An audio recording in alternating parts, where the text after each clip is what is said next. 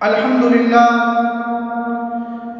لله وكفى وسلام على عباده الذين اصطفى. أعوذ بالله من الشيطان الرجيم. بسم الله الرحمن الرحيم. واعتصموا بحبل الله جميعا ولا تفرقوا. صدق اللہ العظیم.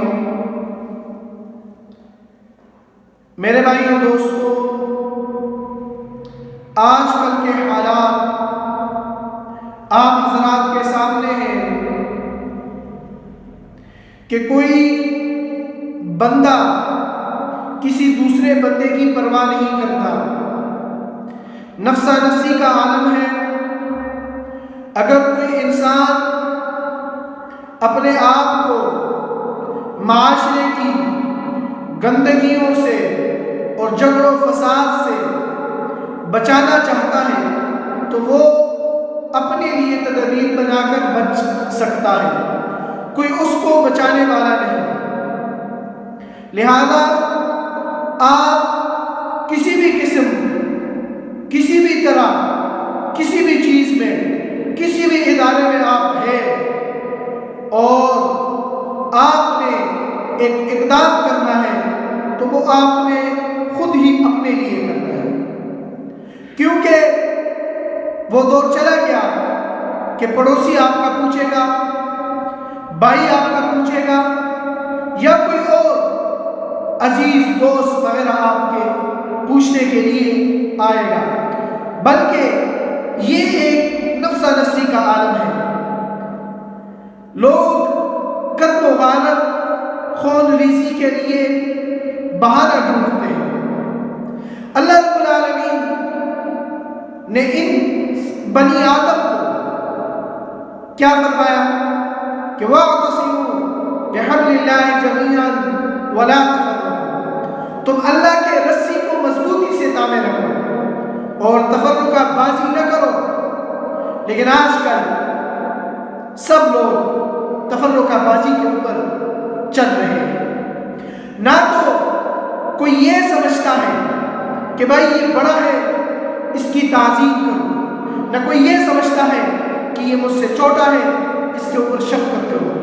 بس ہر انسان اپنے پسینے کے اندر ڈوبا ہوا ہے، کسی کو کسی کی پرواہ نہیں. میرے بھائیوں دوستو، یہ شیوا مسلمانوں کا نہیں ہے. آج مسلمان بڑھ چکے ہیں. پوری دنیا کا اگر جائزہ لیا جائے تو اس میں سر فہرست ہمارا وطن عزیز آتا ہے کہ آج بھائی بھائی کی بات نہیں سنتا، دوست دوست کی بات نہیں سنتا. اگر ایک مسجد کا مقتدی ہے تو وہ اپنے امام کی بات نہیں سنتا. اگر ایک امام مسجد ہے تو وہ مقتدی کی بات نہیں سنتا. وجہ کیا ہے؟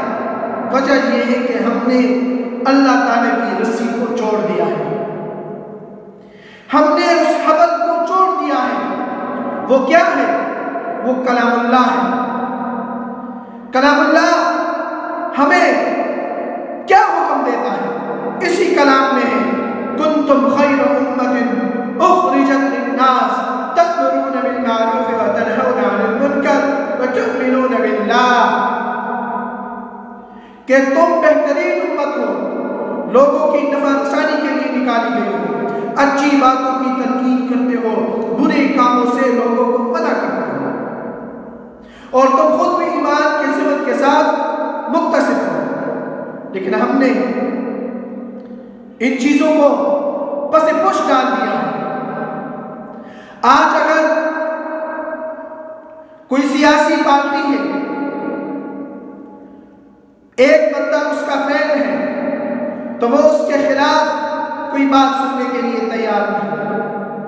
ارے خدا کے لیے آپ دین اسلام کو دیکھیں کہ دین اسلام ہمیں کیا کہتا ہے. آپ کسی پارٹی کے محبت میں اتنا نہ گم ہو جائے کہ دوسری پارٹی والے اگر کوئی صحیح بات بھی کر رہے ہو تو آپ اس کے اوپر فتوے ٹھوکو کہ یہ فلانا آدمی ہے. ہر کس ایسا کام نہیں ہونا چاہیے. اور اسی طرح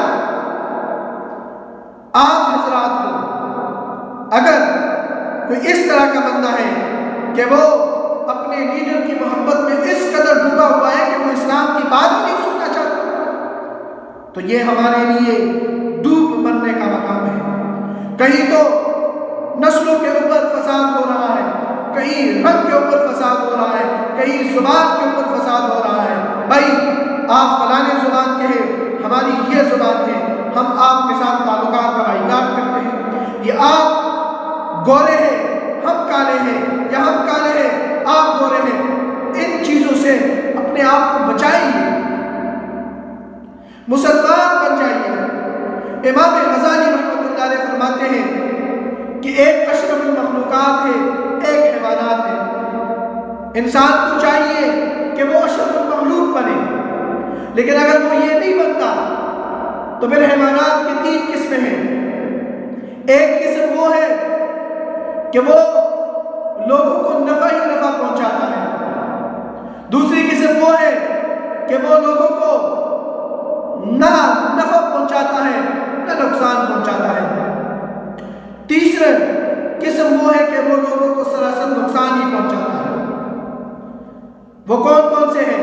جو نفع پہنچاتے ہیں وہ حلال جانور ہیں، جیسے گائے، بھینس، بکری، اونٹنی وغیرہ آپ کو دودھ بھی مہیا کرتی ہے، اور جب دودھ ختم ہو جائے تو اپنے آپ کو قربان کر دیتی ہے، آپ اس کے گوشت تناول کرتے ہیں۔ اسی طرح جو آپ کو نہ نقصان پہنچائے، تو اس کے بارے میں لکھتے ہیں کہ جنگلوں میں جو جانور رہتے ہیں، تتر وغیرہ، لومڑیاں، یہ چیزیں نہ آپ کو نفع پہنچا سکتی ہیں نہ نقصان پہنچا سکتی ہیں۔ تیسری قسم بچھو اور سانپ کی ہے کہ وہ آپ کے لیے سراسر نقصان ہی نقصان ہے۔ تو اگر آپ نے انسان نہیں بن سکتے تو کم از کم جانوروں کی پہلی صفت اپنے اندر پیدا کرو، لوگوں کو نفع ہی نفع پہنچاؤ۔ اگر وہ بھی نہیں ہو سکتا تو یہ دوسری والی صفت کہ نہ نفع پہنچاؤ تو نہ نقصان پہنچاؤ، آرام سے اپنا کام کرو۔ اور اگر وہ بھی نہیں کر سکتے ہو تو تیسری قسم میں کبھی مت داخل ہونا، یا دوسری میں رہنا ہے یا تیسری میں۔ اگر آپ تیسری میں داخل ہو گئے تو آپ کے لیے ہلاکت ہے۔ وما علینا